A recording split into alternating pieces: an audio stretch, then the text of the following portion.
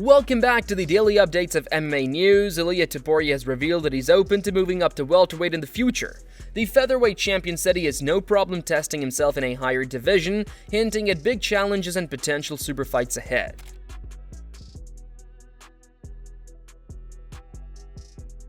Conor McGregor has made bold demands for a potential return at the UFC White House event, asking for a staggering $100 million payday along with 100 US golden visas for himself, his family, and close friends. The request has drawn major attention, once again showcasing McGregor's flair for headline-making negotiations.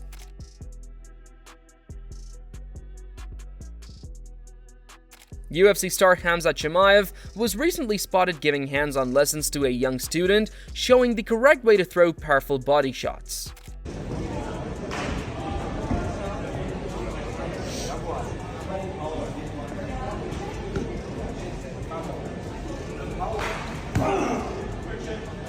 I knew you were going to record that. Okay, bro, 20 rounds wasn't enough. Rashad Evans even shared his thoughts on Jon Jones and the UFC White House card, saying the UFC should make him beg a little bit so that he fully commits. Evans explained that making Jones plead his case ensures he buys in completely, leaving no room for antics and guaranteeing he shows up to practice and prepares to the best he can be for the fight. What do you think? Do you think he'll manage to change their minds? We still got a lot of time. Dana said they're not going to start really building things till February. What does your gut say? Do we see him fight at the White House? Yeah, but you got to make him beg a little bit, though. You got to make him beg. You got to make him beg a little bit, so that way you know that he's buying all the way in. You know what I'm saying? Like you got to make him beg, make him plead his case, and that way you get him to totally buy in. So then that way there's going to be none of those antics, and you know that he's going to be showing up to practice, showing up to try to make sure he's the best that he can be for that fight. Conor McGregor has sparked excitement once again after a new training clip surfaced, showing him looking sharp, strong, and highly focused as he eyes the UFC White House event.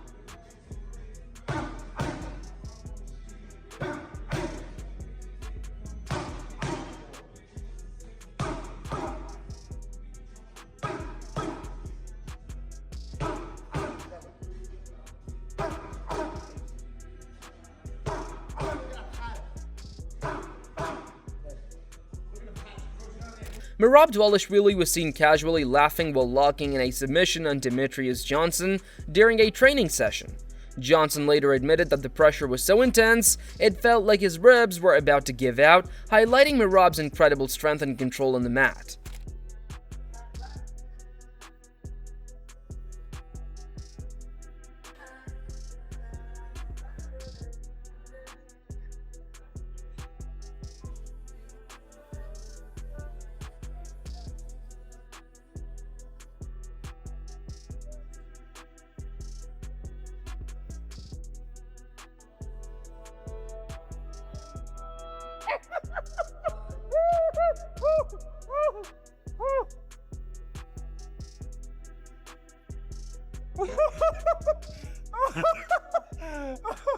I was caught off guard and impressed with Merab's grappling. He jumped my guard straight into head and arm, and he got me in this neck crank. It felt like he was gonna blow my ribs out.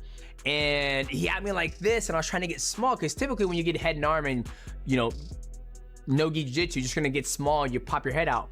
I'm trying to get small and squeeze my head out the back, but he kept pulling, and then I can see he's laughing and smiling to people. He was like, yeah, like he does when he fights people. He's just smiling, having a good fucking time. And I fucking tap. I was like, dude, at first I started laughing because I said, you're fucking laughing as you're submitting me. And he goes, yes, because everybody knows when I get to this position, it's pretty much game over.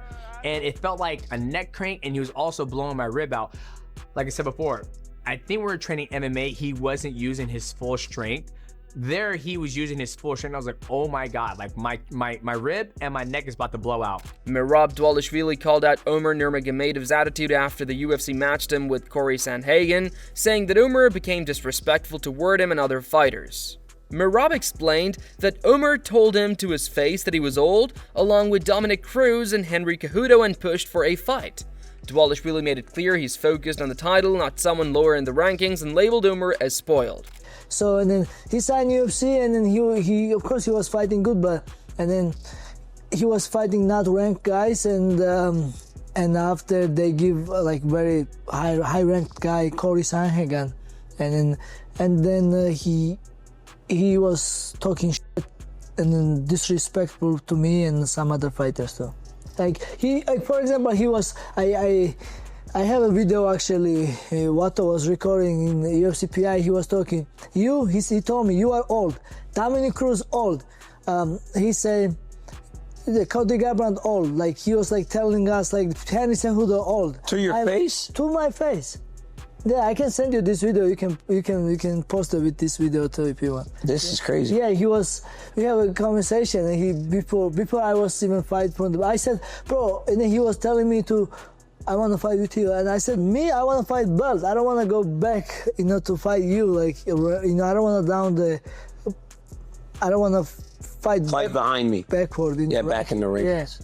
So, and like, yeah, that's, he's spoiled for sure. He still is, because after the fight. Paddy Pimblett responded to the talk about his weight by saying he makes 155 pounds with no struggle. He admitted he might eventually move up a division as he gets older, but for now, he cuts the weight easily and simply enjoys eating well outside of fight camp. Ya que mucha gente te llama gordo, entonces, ¿planeas tal vez subir de división en un futuro? No.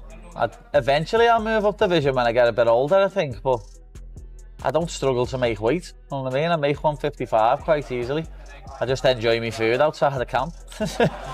Paddy Pimblett also ramped up the heat on Ilia Topuria by publicly questioning his Spanish identity and vowing to fight him at Madrid's Bernabeu Stadium. Pimblett said he wants the bout in front of a huge crowd and promised to settle it there, calling for the clash to happen in Spain with up to 90,000 fans watching. When do you want to fight against who? It's easy question. Yeah, I want to fight Ilia, whenever, wherever.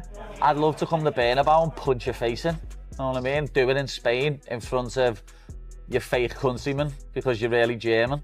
You know what I mean? I'd love to come and punch your face in front of 90,000 people in the Bernabeu in enemy territory for me, because the Bernabeu is a shithole. Okay. Yeah, but when Luke and Shem fight, wherever it is, nothing's confirmed yet. I probably will be in the corner with them. No. So hopefully, Topuria is on a similar card. Paddy Pimblett further admitted that he sees Arman Tsarukyan as a tougher matchup for him than Ilia Topuria. He explained that Tsarukyan is more of a true lightweight with stronger grappling skills, making him a more difficult stylistic challenge compared to Ilia. ¿Quién crees que es más peligroso para ti, Arman Tsarukyan o Ilia Topuria? I think stylistically Arman's a tougher fight than Ilia. I do. He's more of a proper lightweight. I think he's got better grappling than Ilia. So Ilia has better striking, yeah. But I just think stylistically for me, styles make fights. Everyone fights each other different, and I just think stylistically Arman will be a tougher fight for me. New footage has surfaced of Jiri Prochaska sharpening his skills in the final stages of training camp as he prepares to face Khalil Roundtree. The former UFC light heavyweight champion looked focused and intense, fine-tuning his striking and movement to be fully ready for the high-stakes showdown.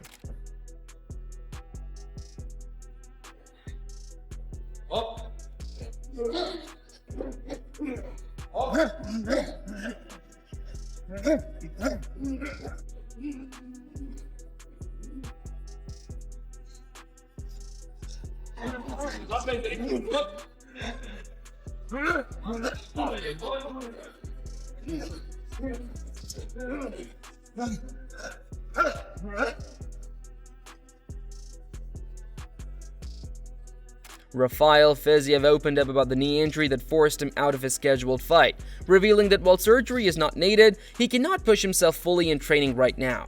He explained that he's unable to wrestle, spar, or work at 100% and must take a few months to recover. Fiziev admitted it was heartbreaking to miss out on his dream of fighting in Brazil, especially after already having multiple surgeries on the same knee, but stressed that risking a third operation would not be good for his long-term health. Assalamu alaikum, everyone. Yeah, many people asking me what happened with me, why I'm out from the fight. I injured my knee again. But alhamdulillah, no need to do surgery. But I cannot push 100%, I cannot work, cannot wrestle, cannot sparring. And yeah, have to heal up right now. Couple months and come back to the fight. Guys, I wish to fight in Brazil. This is my dream fight. But I already have couple surgery in my knee, and it's big risk to going with my knee. It's my injured knee right now to fight, so it's a big risk. Third surgery in the same knee, that's not good. Have to heal up, guys. Corey Sandhagen responded to Merab Dvalishvili's claim that he plans to strike with him, firmly shutting down the idea. Sandhagen warned that if Merab really intends to stand and trade, it would be a terrible mistake, making it clear he sees the striking exchanges as his advantage. And then also Merab gets people really tired. I think that we've done a really, really good job this camp of pushing really hard, but not only pushing really hard, but also being able to fight really smart in certain times, how to fight the takedowns extremely hard and then get right back to striking. And yeah, I mean, outside of those two paths to victory, what is Merab gonna do? Knock me out? Like that's not happening, you know? So this fight is gonna be striking. It's gonna be me defending the shots. And I know that he's been saying that he's gonna strike. That's not true. And if that is true, that's a horrible idea. Don't do that, Merab.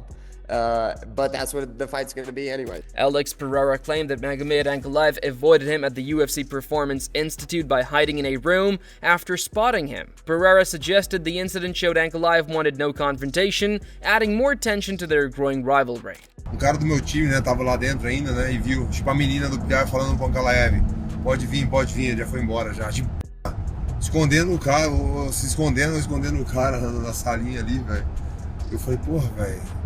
O cara acha que eu vou encontrar ele e vou sair brigando com o cara, velho. Mas será que não foi isso que ele falou na internet? Eu não sei o que ele falou, não. Você está certo. Eu não vou ter nenhuma palavra a dizer, porque você vai acabar dormindo depois que ter que trabalhar na morracharia de novo. Se esconder na sala, velho, porque eu tô no mesmo ambiente, velho. Campeão de merda. John Jones has confirmed that he will be coaching Olympic gold medalist Gable Stevenson with the goal of making him a future UFC heavyweight champion following his recent MMA debut. Jones said, "It is not a matter of if Stevenson becomes champion, but when," praising his commitment and potential. He explained that throughout his career he has trained with many great teammates, but if he were to ever step into a coaching role, it would only be for a wrestler fully dedicated to success. Jones added that he has found that in Stevenson and is excited to one day add a world championship coach to his resume.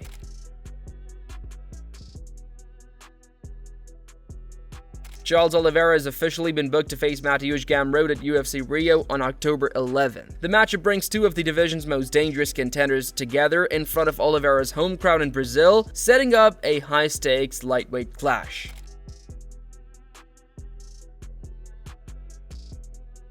That's it for today's video, so what are your thoughts on this? What do you think about today's updates? Share your thoughts in the comment section and make sure to subscribe and like if you enjoyed the video. Also, check out our other videos on the screen right now.